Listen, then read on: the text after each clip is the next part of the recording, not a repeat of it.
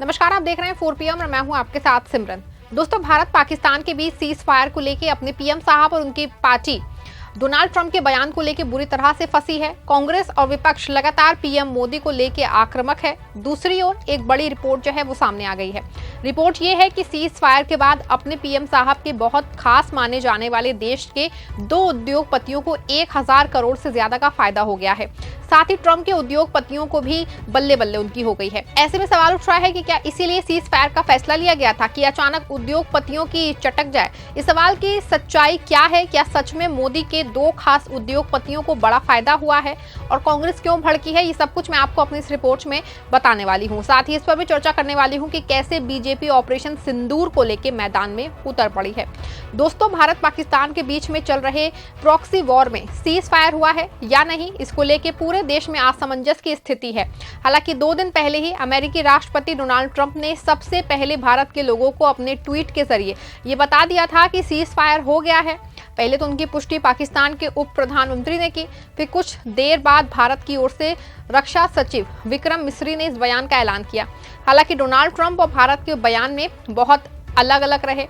एक और जहां डोनाल्ड ट्रंप का दावा रहा कि व्यापार को रोके जाने को लेकर भारत से कह के वार रुकवाया है, दूसरी ओर भारत का दावा है कि पाकिस्तान के डीएमओ ने फोन किया है तो प्रॉक्सी वॉर को रोका गया।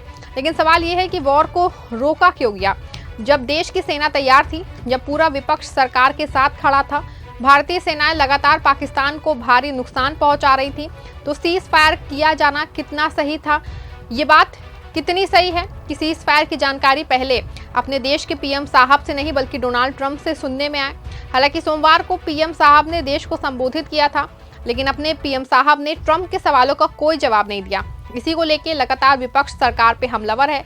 सुनिए कांग्रेस प्रवक्ता सुप्रिया श्रीनेत का बयान। मंत्री के 22 मिनट के भाषण में कुछ चीजें और कुछ जवाब हमें नहीं मिले। उनके थोड़ी देर पहले ही अमेरिका के राष्ट्रपति डोनाल्ड ट्रंप बोले थे और उन्होंने कहा था कि उन्होंने व्यापार की धमकी देकर यह सीज फायर कराया। तो प्रधानमंत्री ने यह क्लियर नहीं किया कि क्या वाकई आप अमेरिका के दबाव में थे। ये बार बार क्यों कह रहे हैं कि सीज फायर उन्होंने कराया, ये पहली बात।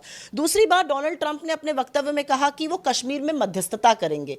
क्या हिंदुस्तान ने किसी तीसरी पार्टी की मध्यस्थता को स्वीकार कर लिया है? क्योंकि हमने आज तक थर्ड पार्टी इंटरफेरेंस को बिल्कुल सिरे से नकारा है। तीसरी बात, अमेरिका के स्टेटमेंट में कही गई थी कि दोनों प्रधानमंत्री, पाकिस्तान और हिंदुस्तान के प्रधानमंत्री, किसी न्यूट्रल जगह मिलेंगे।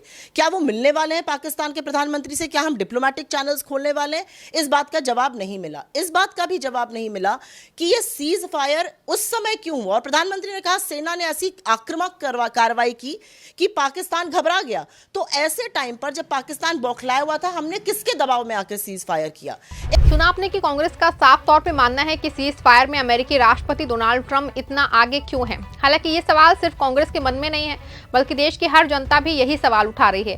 क्योंकि जब सोमवार की शाम को सीज फायर के बाद अचानक पाकिस्तान बॉर्डर पे जम्मू कश्मीर से लेकर राजस्थान और पंजाब में जिस तरह से पाकिस्तानी ड्रोन भारतीय सीमा में घुसे और उसको भारतीय सेना ने मार गिराया है, उसके बाद से ये सवाल उठ रहा है कि ये कौन सा सीज फायर है। आपको बता दें कि 13 मई की रात के अलावा सुबह जम्मू कश्मीर के शोपियां में बड़ा मिलिट्री एक्शन हुआ है। इसमें 3 आतंकवादियों के मारे जाने की खबर सामने आई है। ऐसे में सवाल खड़ा हो रहा है कि क्या सच में सीज फायर हुआ भी है या फिर नहीं। हालांकि इन सवालों के बीच एक चौंका देने वाली खबर आई है। खबर है कि अपने पीएम साहब के बहुत ही खास 2 उद्योगपतियों को सीज फायर से बहुत बड़ा फायदा हुआ है। सीज फायर के बाद पीएम साहब के 2 उद्योगपतियों की नेटवर्थ में अचानक उछाल हो गया है। इन दोनों उद्योगपतियों ने मिलकर 1000 करोड़ रुपए से ज्यादा की धनराशि अपनी संपत्ति में जोड़ ली है। आपको बता दें कि सोमवार को हफ्ते के पहले कारोबारी दिन शेयर बाजार में गजब की तेजी देखने को मिली थी। सेंसेक्स 3.74% या 2945.43 अंकों की भारी उछाल लगाते हुए 82,429.90 अंक पे बंद हुआ। दिन में कारोबार के दौरान सेंसेक्स 3000 अंकों से ज्यादा चढ़ गया और साथ में निफ्टी ने भी शानदार प्रदर्शन किया और 616.70 अंक यानी कि 3.82% की तेजी के साथ 24,924.70 अंक के स्तर पे बंद हुआ। बता दें कि शेयर बाजार में इस बढ़त का फायदा देश के 2 दिग्गज कारोबारी मुकेश अंबानी और गौतम अडानी को भी हुआ। दोनों ने एक ही दिन में 1000 करोड़ डॉलर कमा लिए। ब्लूमबर्ग इंडेक्स के मुताबिक शेयर बाजार में आई तेजी से अंबानी और अडानी दोनों के नेटवर्थ में इजाफा हुआ है। इंडेक्स के मुताबिक सोमवार को रिलायंस इंडस्ट्री लिमिटेड के चेयरमैन मुकेश अंबानी की नेटवर्थ में 4.42 बिलियन डॉलर यानी कि करीब 442 करोड़ डॉलर की बढ़ोतरी हुई है, जबकि अडानी ग्रुप के फाउंडर और चेयरमैन गौतम अडानी का नेटवर्थ एक ही दिन में 5.31 बिलियन डॉलर यानी कि 531 करोड़ डॉलर बढ़ा है। दिलचस्प बात यह रही कि इसी के साथ गौतम अडानी दुनिया के 20 सबसे अमीर लोगों की लिस्ट में जो है वो शामिल हो गए हैं। सोमवार को भारतीय शेयर बाजारों में करीब 4 सालों की सबसे बड़ी तेजी देखने को मिली। नतीजतन निवेशकों की एक ही दिन में 16 लाख करोड़ रुपए से अधिक की कमाई हुई। हालांकि सोमवार को सिर्फ भारतीय ही नहीं बल्कि अमेरिकी और यूरोपीय बाजारों में भी तेजी देखने को मिली। इस तेजी का ही असर है कि एलन मस्क से लेकर मार्क जुकरबर्ग तक की संपत्ति में बढ़ोतरी हुई है। सोमवार को एलन मस्क को एक ही दिन में 14.5 बिलियन डॉलर का फायदा हुआ, जबकि मेटा के सीईओ मार्क जुकरबर्ग का नेटवर्थ 16.1 बिलियन डॉलर बढ़ा है। अमेजॉन के जेफ बेजोस ने इस दौरान जो है 14.3 बिलियन डॉलर का मुनाफा कमाया है। आपको बता दें कि सब कुछ सिर्फ सीज फायर का असर है। सीज फायर होने से निवेशकों के मन में एक गजब तरह का उत्साह दिखाई दिया है। इसमें ना अपने पीएम साहब के 2 खास उद्योगपतियों की बल्ले बल्ले हुई है, बल्कि इस ट्रंप के खास उद्योगपति भी मुनाफा कमाते दिखाई दे रहे हैं। ऐसे में एक बार फिर से सवाल उठना शुरू हो गया कि क्या इसके लिए ही सीज फायर को रोका गया था। देखिए, खबर मौजूद है, एबीपी की खबर है। खबर में साफ तौर पर लिखा है, भारत पाक के बीच सीज फायर के बाद अडानी अंबानी हुए और मालामाल, एक ही दिन में कमा लिए 1000 करोड़ डॉलर। देखा आपने, खबर में बिल्कुल साफ है कि सीज फायर के अडानी अंबानी दोनों की संपत्ति में इजाफा हुआ है। ऐसे में सवाल सीज फायर को लेके उठ रहा है। आपको बता दें कि जहां एक और अपने पीएम साहब आदमपुर एयरबस पे पाकिस्तान और दुनिया को मैसेज देने में लगे हैं, दूसरी ओर ऑपरेशन सिंदूर पे बीजेपी का नया खेल शुरू हो गया है। पहले सुनिए पीएम साहब का ये बयान। आपके पराक्रम की वजह से आज ऑपरेशन सिंदूर की गूंज हर कोने में सुनाई दे रही है। इस पूरे ऑपरेशन के दौरान हर भारतीय आपके साथ खड़ा रहा। हर भारतीय की प्रार्थना आप सभी के साथ रही।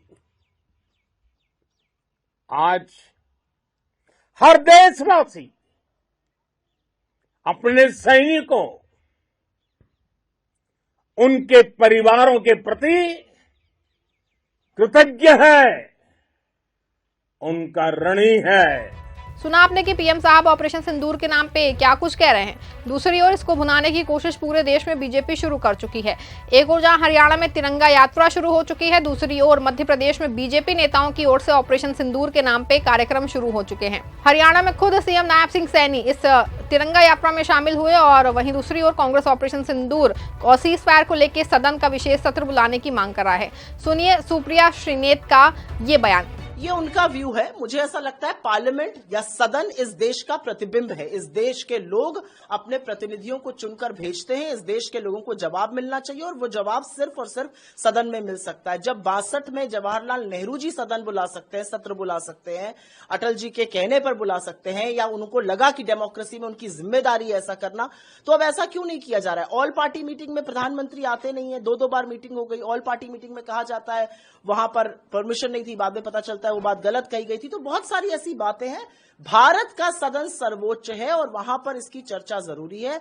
हम मांग करते हैं स्पेशल सेशन बुलाया जाए। सरकार कुछ बातों पर और नेशनल सिक्योरिटी पे आपसे कोई सवाल नहीं वहां पर पूछ रहा है। कौन, कोई बेवकूफ तो बैठे नहीं है सदन में। सदन में जो लोग हैं वो लोगों के प्रतिनिधि हैं और वो जानना चाहते हैं कि सुरक्षा पे हमने क्या कार्रवाई करी और उसका क्या। सुना आपने कि कांग्रेस चाहती है कि पहलगाम को लेकर सीज फायर का सभी मुद्दों पर बीजेपी को विशेष सत्र बुलाने की बात कर रही है। ऐसे में सवाल है कि क्या सीज फायर पर मोदी सरकार बुरी तरह फंस गई है। क्या सीज फायर को रोकने में मोदी सरकार के बाद अडानी अंबानी के पैसा कमाने में क्या सरकार का कोई रोल है। क्या ट्रंप के बार बार कूद के आने से मोदी सरकार की खूब किरकिरी हो रही है और विपक्ष लगातार हावी होता जा रहा है। अपनी राय कमेंट में बताइएगा। इस खबर को लाइक और शेयर जरूर करिएगा।